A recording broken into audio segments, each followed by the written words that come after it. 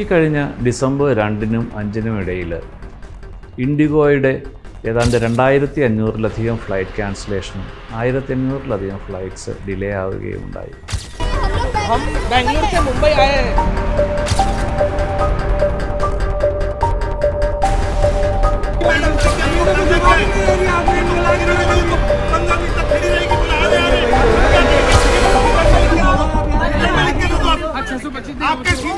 എന്താണ് ഇതിൻ്റെ പ്രധാന കാരണം?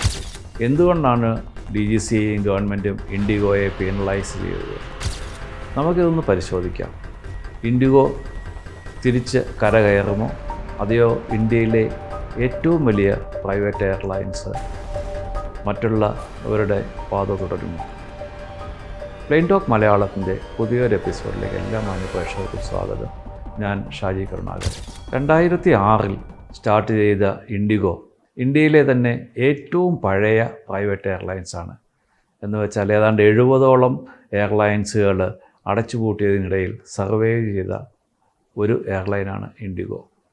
ഇൻഡിഗോയ്ക്ക് ഏതാണ്ട് 440-ലധികം പ്ലെയിനുകളും അതുപോലെ തന്നെ 1000-ലധികം പുതിയ പ്ലെയിനുകളുടെ ഓർഡറും നിലവിലുണ്ട്. ഇൻഡിഗോയ്ക്ക് ഏതാണ്ട് 60% മാർക്കറ്റ് ഷെയർ ഉണ്ടായിരുന്നു.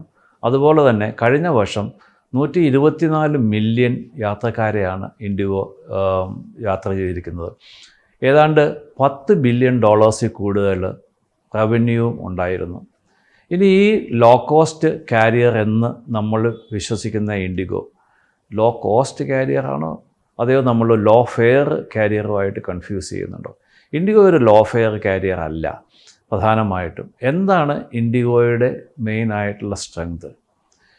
ഇതുവരെ ഉണ്ടായിരുന്ന ആവിയേഷനിലെ അല്ലെങ്കിൽ പ്രത്യേകിച്ച് ഇന്ത്യൻ ആവിയേഷനിലെ പല കാര്യങ്ങളും അവർ തിരുത്തി എഴുതുകയുണ്ടായി.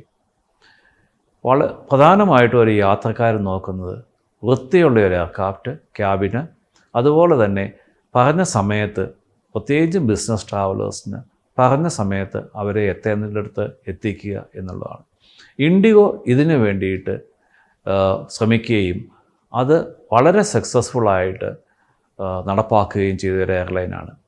എങ്ങനെയാണ് ഇൻഡിഗോ ഇതുവരെ സാധിച്ചെടുത്തിരുന്നത്? അതാണ് അവരുടെ വിജയത്തിൻ്റെ ഒരു രഹസ്യവും. ഇൻഡിഗോയുടെ സ്ട്രെങ്തിനെ പറ്റി നമ്മൾ മെൻഷൻ ചെയ്യുകയുണ്ടായി.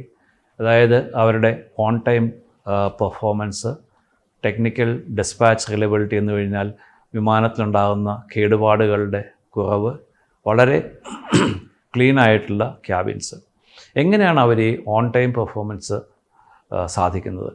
പ്രധാനമായിട്ട് യാത്രക്കാരെ ഒരു വിമാനത്താവളത്തിൽ എത്തുമ്പോൾ തന്നെ കാണാം, പല പ്രാവശ്യം അവരെ യാത്രക്കാരെ നേരത്തെ വരുന്നില്ലെങ്കിൽ ബോർഡ് ചെയ്യാൻ അനുവദിക്കാറില്ല.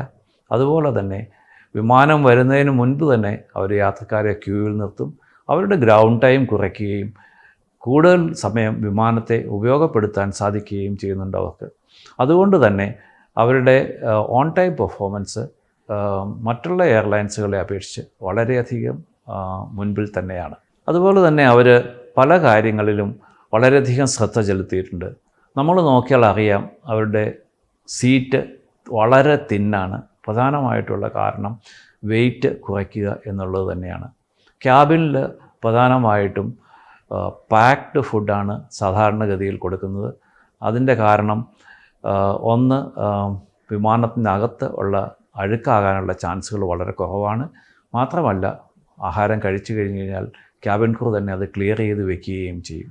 ഇതുകൊണ്ടൊക്കെ തന്നെ വിമാനത്തിൻ്റെ വെയിറ്റ് കുറയുന്നത് കൊണ്ടും വിമാനത്തിൻ്റെ ഫ്യൂവൽ കൺസംഷൻ മറ്റുള്ള വിമാനങ്ങളെ അപേക്ഷിച്ച് കുറവായിരിക്കും. പിന്നെ ഇൻഡിഗോ പല രീതിയിലുള്ള റവന്യൂ ജനറേഷൻസിനെയും ആശ്രയിക്കാറുണ്ട്. നമുക്ക് തന്നെ അറിയാം, കാഗോ അതായത് നമ്മുടെ എക്സസ് ബാഗേജ് ഉണ്ടെങ്കിൽ അവർ വളരെ സ്ട്രിക്റ്റാണ്.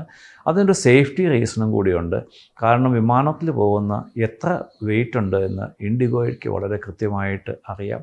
അവരൊരു യാത്രക്കാരെയും ഫ്രീ ആയിട്ട് ബാഗേജ് കൊണ്ടുപോകാൻ അനുവദിക്കാറില്ല. അത് മറ്റുള്ള എയർലൈൻസിൽ നിന്നും ചിലപ്പോഴെങ്കിലും വ്യത്യസ്തമായിട്ടിരിക്കാം. ഇൻഡിഗോ സാധാരണഗതിയിൽ ഒരു വിമാനം ബുക്ക് ചെയ്ത് കഴിഞ്ഞാൽ അത് സെയിൽ ആൻഡ് ലീസ് ബാക്ക് എന്ന രീതിയിലാണ് വിമാനമെടുക്കുന്നത്. അതായത് അങ്ങനെ ചെയ്യുന്നത് മുഖേന ഇൻഡിഗോയ്ക്ക് സാധാരണ ഓപ്പറേഷണലായിട്ടുള്ള ക്യാപിറ്റൽ കോസ്റ്റ് അതായത് ജനറേറ്റ് ചെയ്യാൻ സാധിക്കുന്നുണ്ട് എന്നത് തന്നെയാണ്.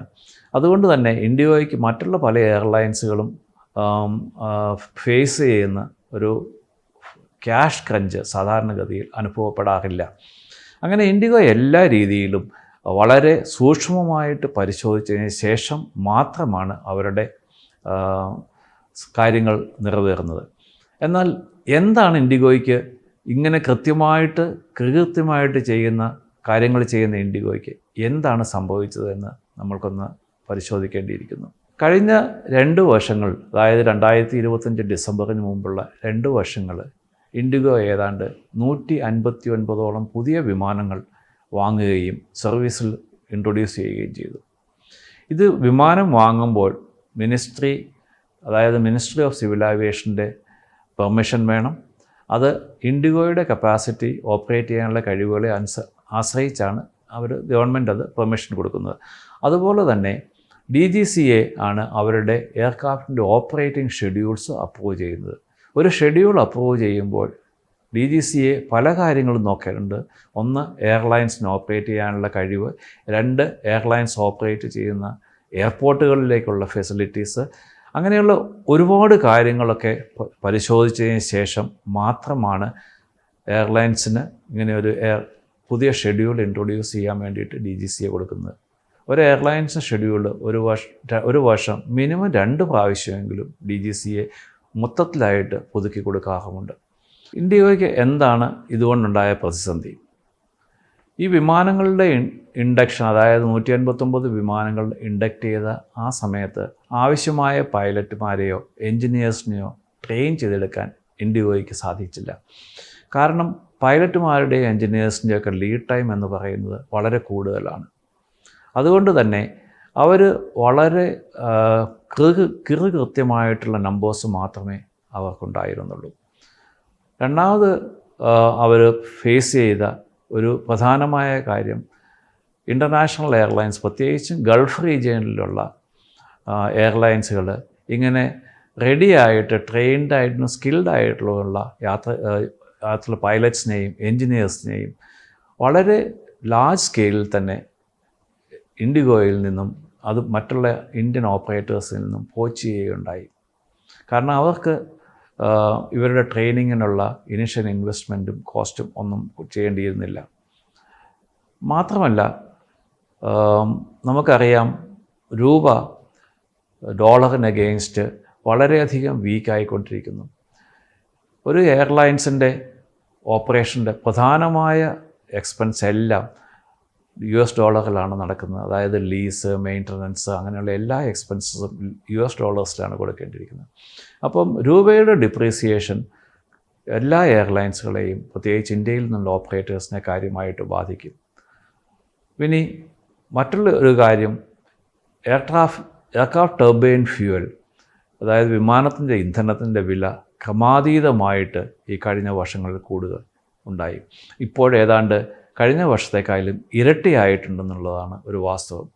എന്നാൽ അതനുസരിച്ചുള്ള ഒരു യാത്രാ നിരക്കുകൾ വർദ്ധിപ്പിക്കാൻ ഗവൺമെൻറ് അനുവദിക്കാറില്ല. അങ്ങനെയുള്ള എന്തൊരു സാഹചര്യം വരുമ്പോൾ എപ്പോഴും ഗവൺമെൻറ് ഇടപെട്ട് വിമാനയാത്രാ നിരക്കുകൾക്ക് സീലിങ്ങുകൾ നിശ്ചയിക്കാറുണ്ട്. ഇത് ഒരു വിമാന കമ്പനിയുടെ സുഗമമായ നടത്തിപ്പിനെ ബാധിക്കാറുമുണ്ട്.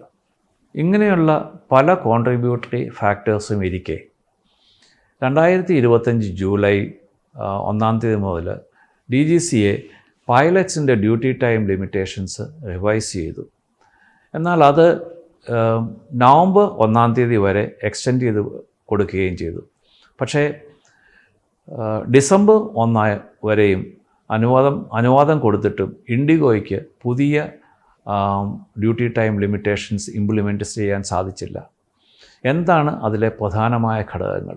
1, പൈലറ്റ്സിന് ഒരു ആഴ്ചയിൽ 2 നൈറ്റ് ലാൻഡിംഗ് മാത്രമാണ് പെർമിറ്റഡ് പുതിയ നിയമം അനുസരിച്ച്. 2, പൈലറ്റിന് 36 മണിക്കൂർ വീക്ക്ലി ഓഫായിട്ട് കൊടുത്തിരുന്നത് 48 മണിക്കൂറായിട്ട് ഇൻക്രീസ് ചെയ്തു. ഇത് രണ്ടും ചെയ്തതിൻ്റെ കാരണം യാത്രക്കാരുടെയും വിമാനത്തിൻ്റെയും സേഫ്റ്റിയെ ഉദ്ദേശിച്ച് മാത്രമാണ്. പൈലറ്റ്സിന് അഡിക്വേറ്റായിട്ടുള്ള ആവശ്യമായ റെസ്റ്റ് കിട്ടിയില്ലെങ്കിൽ അടുത്ത ഓപ്പറേഷൻ ചെയ്യുമ്പോൾ അവർക്ക് അവരുടേതായ രീതിയിൽ പ്രവർത്തിക്കാനുള്ള സാഹചര്യങ്ങൾ കുറവാണ്. ഇൻഡിഗോയ്ക്ക് ഈ 2 പ്രശ്നങ്ങളും ഒരു വലിയ ആഘാതമായിരുന്നു. ഇതിന് കോൺട്രിബ്യൂട്ടറി ആയിട്ട് ഇനിയും കുറേ കാര്യങ്ങളുണ്ടായി ഈ അതേ സമയത്ത് തന്നെ. അതായത് ഡിസംബർ 2-നും 3-നും ഇടയിലാണെന്ന് തോന്നുന്നു മൈക്രോസോഫ്റ്റിൻ്റെ ഒരു മേജർ ഔട്ടേജ് ഉണ്ടായി. ആ സമയത്ത് ഇൻഡിഗോയുടെ ബുക്കിംഗ്, പാസഞ്ചർ ചെക്കിന് അങ്ങനെയുള്ള കാര്യങ്ങളൊന്നും നടക്കാതെ പോയി. നമുക്കറിയാം ഇൻഡിഗോയിലെ മിക്കവാറും എല്ലാ ജോലിക്കാരും ന്യൂ ജനറേഷനിലുള്ള കുട്ടികളാണ്. അവർക്ക് പഴയ ആളുകളെ പോലെ മാനുവൽ റിവേർഷനിലേക്ക് ചെയ്യാനുള്ള കഴിവില്ല. അത് മാത്രമല്ല അതിൻ്റെ മാഗ്നിറ്റ്യൂഡ് വളരെയധികമായിരുന്നു. സോ അതുകൊണ്ട് അവരെല്ലാം ഒരുമാതിരി എന്താ ചെയ്യേണ്ടതെന്ന് അറിയാൻ പാടില്ലാത്ത രീതിയിലുള്ള ഒരു പ്രവർത്തനം ആണ് ആ സമയത്ത് ഉണ്ടായത്. നമുക്ക് എല്ലാവർക്കും അറിയാവുന്നതുപോലെ തന്നെ ഡിസംബറാണ് നോർത്ത് ഇന്ത്യയിൽ ഈ ഫോഗ് സീസൺ സ്റ്റാർട്ട് ചെയ്യുന്നത്. അതുകൊണ്ട് കാലാവസ്ഥയിലുള്ള വ്യതിയാനം കാരണവും കാര്യമായ വിസിബിലിറ്റി ഇഷ്യൂ കാരണവും പല എയർപോർട്ടുകളും കുറേ സമയമെങ്കിലും അടച്ചിടുക പതിവാണ്. അതുകൊണ്ട് കോൺട്രിബ്യൂട്ടറി ആയിട്ടുള്ള ഫ്ലൈറ്റ് ഡിലേയ്സും ഇതിന് ബാധകമാണ്.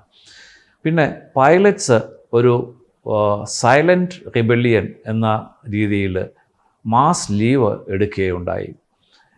ഇങ്ങനെ 5-6 കാര്യങ്ങൾ ഒരുമിച്ച് സംഭവിച്ചപ്പോൾ ഇൻഡിഗോയുടെ മാനേജ്മെൻറ്റിന് ഒരു വിധത്തിലും ഇൻഡിഗോയെ മാനേജ് ചെയ്യാൻ സാധിച്ചില്ല എന്നുള്ളതൊരു വാസ്തവമാണ്. അതുകൊണ്ട് തന്നെ 2500-ലധികം ഫ്ലൈറ്റ് ക്യാൻസലേഷൻ, 1500-ലധികം ഫ്ലൈറ്റ് ഡിലേയ്സ്, ഈ കണക്കുകൾ നമ്മൾ ആദ്യം പറഞ്ഞതാണ്, ഞാൻ റിപ്പീറ്റ് ചെയ്യുന്നില്ല. ഏതാണ്ട് 3 ലക്ഷത്തോളം യാത്രക്കാരെയാണ് ഇത് ബാധിച്ചത്. ഇൻഡിഗോയുടെ പ്രസ്റ്റീജിയസ് ആയിട്ടുള്ള ഓൺ ടൈം പെർഫോമൻസ് 8.5% ഡ്രോപ്പ് ചെയ്യുകയുണ്ടായി. അതുപോലെ തന്നെ ഇൻഡിഗോയുടെ മാർക്കറ്റിലെ ഷെയർ ഏതാണ്ട് $5 ബില്യൺ നഷ്ടമുണ്ടാവുകയും ചെയ്തു. പുതിയ നിയമങ്ങളനുസരിച്ച് ഇങ്ങനെയുള്ള സാഹചര്യങ്ങളിൽ ഗവൺമെൻറ്റും DGCAയ്ക്ക് എയർലൈൻസിനെ പണിഷ് ചെയ്യാനുള്ള ഒരു നിയമമുണ്ട്. അതനുസരിച്ച് ഇൻഡിഗോയ്ക്ക് 22.2 കോടി രൂപയുടെ പെനാൽറ്റി അടിക്കുകയുണ്ടായി DGCAയുടെ ഭാഗത്തു നിന്നും. ഇതേ DGCA ആണ് അവരുടെ ഷെഡ്യൂൾ അപ്രൂവ് ചെയ്തതും ഇതേ മിനിസ്ട്രി ഓഫ് സിവിൽ ഏവിയേഷനാണ് അവരുടെ എയർക്രാഫ്റ്റ് ഇൻഡക്ഷൻ അപ്രൂവ് ചെയ്തതും. അപ്പോൾ അവരൊന്നും വെരിഫൈ ചെയ്യാതെ ഇതെല്ലാം ചെയ്ത് കഴിഞ്ഞിട്ട് ഇൻഡിഗോയ്ക്ക് ഇങ്ങനെയൊരു മേജറായിട്ടുള്ള ഒരു ഇഷ്യൂ വന്നപ്പോൾ തിരിച്ച് അവരെ പെനലൈസ് ചെയ്യുകയാണ് ഉണ്ടായത്. ഇത് മാത്രമല്ല, ഏതാണ്ട് 50 കോടിയോളം ബാങ്ക് ഗ്യാരണ്ടി ആയിട്ട് ഇൻഡിഗോയ്ക്ക് ഡെപ്പോസിറ്റ് ചെയ്യേണ്ടിയും വന്നു.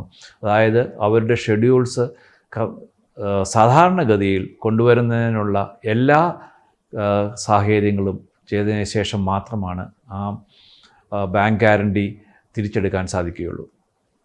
ഇനി അഡീഷണലായിട്ട് ചെയ്ത പെനാൽറ്റി എന്ന് വെച്ച് കഴിഞ്ഞാൽ ഇൻഡിഗോയുടെ ഫ്ലൈറ്റ് ഷെഡ്യൂൾസ് DGCA 10% കട്ട് ചെയ്യുകയുണ്ടായി. അതായത് ഏതാണ്ട് 1000 ഫ്ലൈറ്റ്സ് ഓപ്പറേറ്റ് ചെയ്യുന്നുണ്ടെങ്കിൽ 100 ഫ്ലൈറ്റ്സ് അവർക്ക് ഓപ്പറേറ്റ് ചെയ്യാനുള്ള പെർമിഷൻ DGCA റിമൂവ് ചെയ്യുകയുണ്ടായി.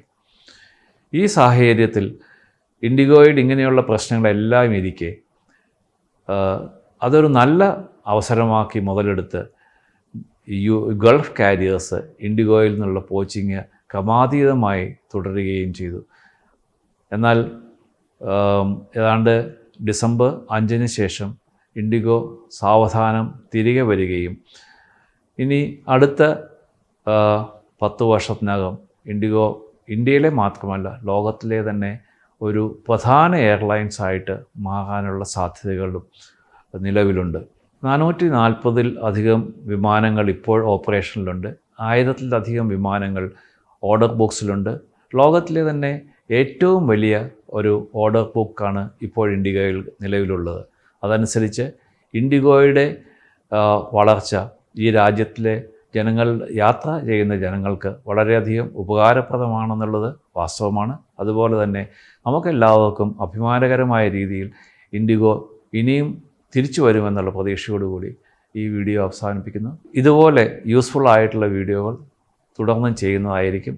എല്ലാവർക്കും നന്ദി, നമസ്കാരം. 2016 ഓഗസ്റ്റ് 3 തിരുവനന്തപുരത്ത് നിന്ന് ദുബായിലേക്ക് പോയ എമിറേറ്റ്സിൻ്റെ EK521 വിമാനം ലാൻഡിങ്ങിനിടെ ദുബായിൽ തകർന്നു വീഴുകയുണ്ടായി.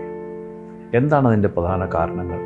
എങ്ങനെയാണ് 300ഓളം യാത്രക്കാരും വിമാന ജോലിക്കാരും സുരക്ഷിതമായി രക്ഷപ്പെട്ടത്?